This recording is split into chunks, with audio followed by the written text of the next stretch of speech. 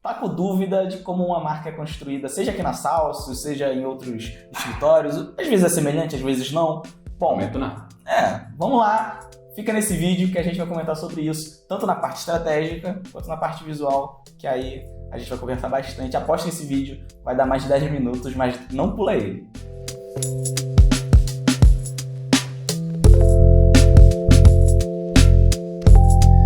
Então vamos lá, eu vou começar aqui para mudar o negócio, né? Primeira coisa que a gente tem que pensar quando a gente fala como é construída uma marca a partir do zero é a separação. Empresa-marca. Uma coisa é uma empresa que opera, que tem lá os seus clientes, que tem os seus funcionários, que vende os seus produtos, que presta os seus serviços e tudo mais, e que não tem uma marca forte. Isso é muito comum. E outra coisa é uma empresa que está nascendo e que começa do zero. Então a gente tem esses dois cenários diferentes. Vamos tratar primeiro do cenário que você provavelmente entrou nesse vídeo por causa dele, que é uma empresa que está nascendo e que quer começar já a sua construção de marca. Quer começar do jeito certo. Como é que é feito o processo de construção de marca? A primeira coisa que a gente tem que ter consciência é que essa marca, ela não vai ter o peso e a consistência inicial que uma empresa existente já tem. Por exemplo, quando a gente fala de uma empresa existente, a gente já tem uma cultura, a gente já tem uma série de coisas, né? Tem clientes, você pode ver cases, você pode ver as coisas em andamento, opinião de cliente e tudo mais. Você pode fazer isso tudo, mas numa empresa nova você não tem nada disso. Então você vai partir, aqui a gente já começa o projeto de um ponto de partida diferente, que é daquilo que o dono ou os sócios têm como aspiração, daquilo que eles esperam que aquela marca seja no futuro, daquilo que eles querem que aquela marca seja. Tá muito no plano de negócio ali ainda, né? Tá muito no plano de negócio e muitas vezes nem no plano de negócio, né? Muitas vezes não tem plano de negócio, tá na cabeça dos sócios. Inclusive um dos papéis, eu estava vendo um podcast enquanto eu fui buscar o Dino no aeroporto hoje, eu estava ouvindo um podcast onde falava-se justamente sobre isso. Um dos papéis do nosso trabalho, né, uma das coisas que a gente acaba fazendo é justamente alinhar a ideia dos sócios quando tem mais de um. Porque às vezes cada um deles tem uma coisa na cabeça, uma coisa diferente, não só como marca, mas até como produto, como entrega, como estratégia. É quase que um psicólogo também ali, né? É quase que um psicólogo. Terapia então, de casais. Sócio, quem tem sócio, entende. Então uma das ideias, dos objetivos, né, uma das missões do processo de construção de marca vai ser justamente alinhar essas coisas e colocar os dois sócios na mesma página para a partir disso construir essa promessa, entender qual que vai ser essa promessa e construir essa promessa. Feito isso, e isso geralmente já é feito no processo de briefing, né, que é uma coisa comum a todos os projetos, independente do cenário, mas o briefing já levanta muitas questões, já levanta muitas coisas. Aí o que a gente tem de diferente? Cara, a análise de concorrentes, ela vai para um viés diferente. Por quê? Porque a gente não vai olhar tanto diferenciação. Por quê? Como é que eu vou me diferenciar se eu sou o primeiro no mercado, se eu sou o mais novo no mercado, se eu sou diminuto dentro do meu mercado? Então, muitas vezes a gente vai acabar não olhando para um viés de diferenciação, mas para um viés de identificação. O que eu posso tomar para mim, para que seja meu, para que seja minha característica? Não necessariamente um puta diferencial, mas uma coisa que eu possa tomar como minha. Pega ali algum gap que tem ali nesse mercado. Um gap de comunicação dentro do mercado, um estilo que ninguém tem, um espaço que ninguém nunca aproveitou. Inclusive a gente está fazendo isso, a gente fez isso em 2 projetos recentes de 2 casos muito similares. Um que é uma marca que já existia, mas que não tinha uma marca forte, era uma empresa que já existia e não tinha uma marca forte, e outro de uma empresa que está começando literalmente do zero. Então assim, a gente pode aproveitar um gap de mercado, ou a gente pode pegar uma característica que é nossa e que ninguém mais tem, que não necessariamente seja um gap compreendido ainda no mercado. Feito isso, a gente parte para a construção de marca, para a parte de posicionamento de fato. E aí quando a gente fala de uma empresa nova, marca nova, o que vai acontecer? O meu projeto de posicionamento, ele vai ser muito focado em comunicação. Por quê? Porque eu tenho que gerar uma promessa, internamente todo mundo vai estar alinhado com os atributos, com os valores, porque todo mundo geralmente se resume aos sócios. Então, o que eu tenho que trabalhar? Muito diretriz de comunicação para gerar essa percepção externamente daquilo que eu quero ser internamente. Então, é meio que uma história do parecer ser antes de ser. Não é mentir. Percebe? Eu não quero que você engane os seus clientes, mas é parecer ser mesmo antes de ser, para que as pessoas comecem a te identificar por isso e aí você cumpra essa promessa. Percebe como as coisas são diferentes? E não é tão diferente na parte visual, né? Quando a gente pega, por exemplo, uma empresa do zero, né? Uma empresa do zero, marca nova, empresa nova. Na parte de design também tem algumas coisas próprias, né? Algumas questões que a gente tem que levar em consideração. Eu considero até um pouco mais fácil quando é uma marca nova do que quando é uma marca que já existe ali no mercado e a gente tem que fazer algumas análises que daqui a pouco eu posso falar. Você sai de uma folha em branco, né? Quando é marca nova, a gente sai de uma página em branco e isso é mais interessante, dá mais liberdade. Dá mais liberdade, a gente não tem muitas das vezes aquele apego emocional que ali sócio tem, que às vezes foi ele que fez a marca, né? A gente já... O nome, o logotipo, que ele aprovou a primeira vez. E aí a gente tá passando ali numa troca de geração, uma troca de gestão, e ali tem aquele embate, e aí a gente vai mais uma vez fazer aquele trabalho de psicólogos de casais, de conversar com aquela geração que tá saindo, e tem ali o apego emocional àquela marca que ele fez, enfim. Cara, vamos modernizar, a gente precisa modernizar. Então tem esses problemas, não chega a ser problemas, mas esses detalhes, né, vamos chamar assim, esses detalhes que numa página em branco, numa marca que está surgindo agora, a gente não tem.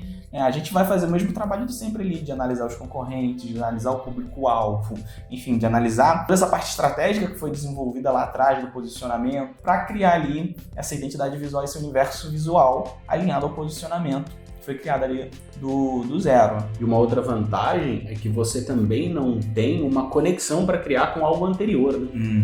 Porque quando você está criando uma empresa, é uma empresa nova e uma marca nova, você está saindo do zero. Sim. Então qualquer coisa que você cria, você não tem um compromisso com alguma coisa anterior. Você tem um compromisso com a estratégia, claro, mas você não tem um compromisso com algo anterior que já foi feito. Você não precisa ter uma conexão com alguma coisa anterior. Você pode criar 100% focado no posicionamento. Às vezes existe um signo ali naquela identidade visual, naquele projeto, que aquela marca, querendo ou não, já existe, o mercado já reconhece, o público já tem um apego, e a gente não pode mudar, a gente pode melhorar, ou ver se tem algum problema técnico ali do desenho, enfim, fazer um aperfeiçoamento. Imagina você, a Coca-Cola, sem aquela onda. Não dá pra gente simplesmente chegar na Coca-Cola e tira essa onda aí que hoje em dia já tá ultrapassado. Troca tudo, né? Tudo não dá. Entendeu? Então a gente tem que ter esses detalhes. Quando a gente pega uma marca, agora já falando de uma marca que já existe, que a gente não pode descartar a história da marca, a gente não pode descartar a cultura ali que foi desenvolvida em cima daquilo. A gente pode fazer ali um trabalho de diagnóstico, identificar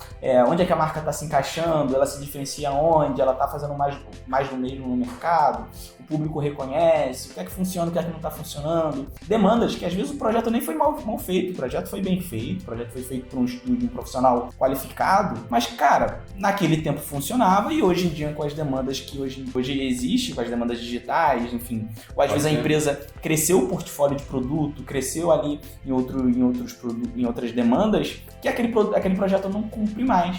Então a gente tem ali a evolução daquela identidade visual, de analisar o que pode melhorar e o que podemos descartar, o que pode evoluir. Lembrando que sempre é uma escolha, né? Inclusive, recentemente a gente pegou um projeto que era muito similar a isso que você exemplificou, né? Que era uma empresa muito antiga, que tinha um histórico aí de 20 anos, se eu não me engano, 20, 25 anos, estava nessa média. Tempo. É o meu tempo de vida. Exatamente.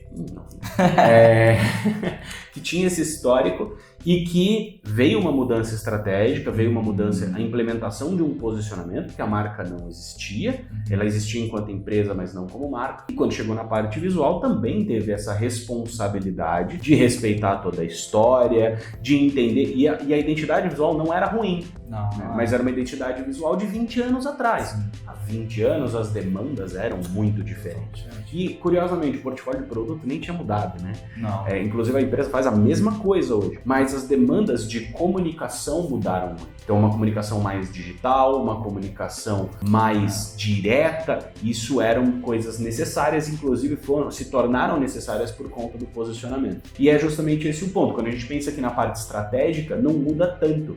Por quê? Quando eu vou criar a parte estratégica de uma empresa que já existe, que já tem ali seus 5, 10, 15 anos de existência no mercado e que está precisando construir uma marca em torno dessa empresa para valorizar o negócio, para ganhar valor agregado, né, e tudo mais, uma das principais coisas que a gente tem que fazer é justamente respeitar a história, respeitar a cultura dessa marca e identificar quais são os pontos que a gente pode trazer para o posicionamento e enriquecer esse posicionamento e aí sim, falar de um posicionamento muito mais robusto, muito mais voltado voltado para uma parte de gestão interna do que para comunicação somente. Por quê? Porque eu vou ter que alinhar essa cultura, eu vou ter que organizar isso internamente para que essas coisas se tornem verdadeiras. Não que elas se tornem verdadeiras, mas que elas se tornem a máxima dessa empresa. Porque a gente sempre pega, eu sempre gosto de trabalhar nessa linha, de pegar aquilo que já é verdade dentro da empresa e acentuar aquele negócio, acentuar aquela característica, aquela cultura, aquele diferencial que ela já tem e trazer isso para cima, colocar isso num pedestal de verdade para a partir disso desenhar toda a comunicação. E todas as pessoas internamente precisam estar cientes disso e concordarem com isso para fazer isso ser real. Então, dentro desse processo, acho que a grande diferença é justamente o respeito à história e aquilo que a marca já construiu, aquilo que a empresa já construiu, ainda que ela não tenha uma marca forte. Por isso que a gente não acredita no processo de imposição. Né? Não existe isso. Nunca é um processo de imposição, é sempre um processo colaborativo, onde a gente tem uma série de discussões entre equipe, a nossa equipe, Salcio, e a equipe do cliente, para chegar num lugar que seja interessante. Porque, de novo, quem vai conviver com essas mudanças é você, que é o cliente, ou é o cliente, de fato, se não for você. Se a gente impõe, né? Por isso que eu não gosto muito do termo vamos criar seu branding. Não, calma, não é isso, né? A gente, quando impõe, e a partir da premissa de que você tem que cumprir a sua promessa, se você está impondo, daqui a pouco você não vai conseguir cumprir. E aí já não é mais uma promessa, já não é mais um posicionamento. Então, quando a gente pensa, acho que se a gente for fazer um resuminho aqui, existe uma diferença entre uma empresa e marca nova, entre uma empresa existente e uma marca que precisa ser criada. A grande diferença entre uma coisa e outra, acho que dá para dizer que a profundidade do processo na parte estratégica, uma empresa nova tem menos profundidade e um foco maior em comunicação na parte estratégica, e uma empresa já existente, ela vai ter necessidades diferentes, um aprofundamento maior dentro da cultura, dentro dos processos internos, dentro de um entendimento de produto e tudo mais para a construção da estratégia. Na parte visual, a gente parte ali de um projeto em branco que a gente tem, uma marca nova que não está no mercado, e ali, quando é uma marca que já existe, uma parte de respeitar a história, identificar o que a gente pode mudar, o que a gente não pode mudar e qual ali o lugar que ela está ocupando no mercado visualmente falando. Eu acho que dá pra dizer também que na marca nova, só pra não esquecer e perder isso daqui, né? Também tem muita coisa que vai se descobrir ao longo do caminho, né? De necessidades de comunicação. Geralmente uma empresa que já existe, você já sabe quais são as demandas de comunicação, porque você já tem essas demandas. Uma marca nova, talvez a gente não consiga identificar todas, e faz parte do jogo, infelizmente. Às vezes a gente orienta o cliente a sempre, em 1 ou 2 anos, fazer uma avaliação ali dos pontos de contato, onde está funcionando, onde não está funcionando, para consertar ali essas coisas super normal. Perfeito. Acho que é isso, né? É isso.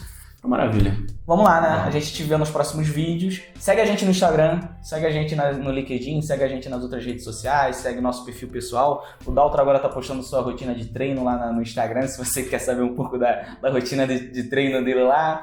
Não esquece de curtir o vídeo, ativar as notificações, se inscrever no canal, todo esse parará, e a gente se vê na próxima. Tchau, tchau.